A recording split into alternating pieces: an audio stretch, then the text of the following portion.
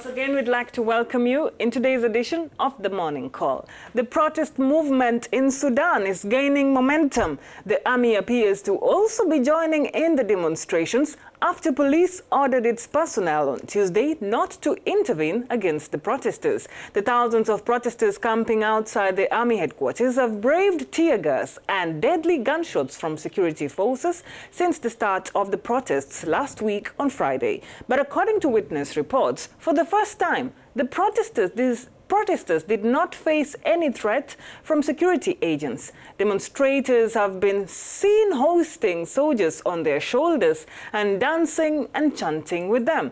Despite the latest happenings in the country, President al-Bashir remains defiant. But for how long? Support for Sudanese President al-Bashir seems to be cracking down in the military, which is one of the pillars of the regime. Analysts say the absence of army intervention against demonstrators outside a sensitive military site reveals discontent within the ranks of the military institution.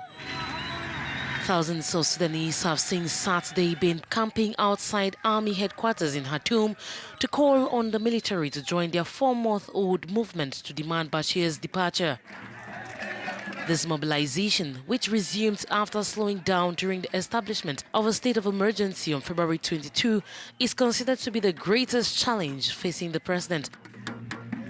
75-year-old Bashir, who rose to power after a coup d'etat in 1989, has refused to resign. At least 38 demonstrators have been killed since the beginning of the protest, according to the authorities. I'd like to add that according to several reports, the protests took place in a calm and festive atmosphere for the second consecutive night in Khartoum.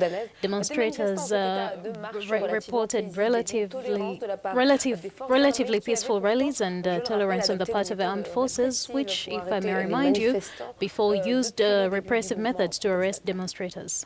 Joshua Merceve is a senior policy analyst for Africa and the Middle East at the Heritage Foundation in the United States. He joins us now from Washington, D.C. Good to have you in the program, Joshua. So the Sudanese people are insisting that President Bashir should step down, and they also want a change of government. Given the country's background, Joshua, and with the nature of Omar al-Bashir, as we know, can you say that their demands are realistic? That's a very difficult question, of course. Omar al-Bashir, the president of Sudan, has proven over the years that he wants to retain power at all costs, and that includes cracking down on his own people, as we've seen in these latest demonstrations. So I don't think that he will go willingly.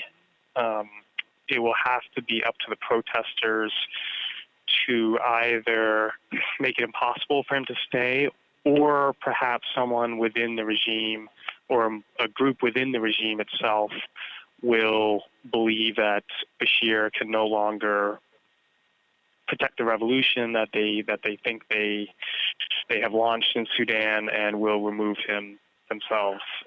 Remember, there's a history of coups in this country, so I would not discount that possibility either. Sympathies, of course, and my hopes are with the protesters here. They're protesting very real injustices, very real mismanagement of the country. But I think Bashir will not go willingly, as I said. What are we likely to see in the coming weeks or months?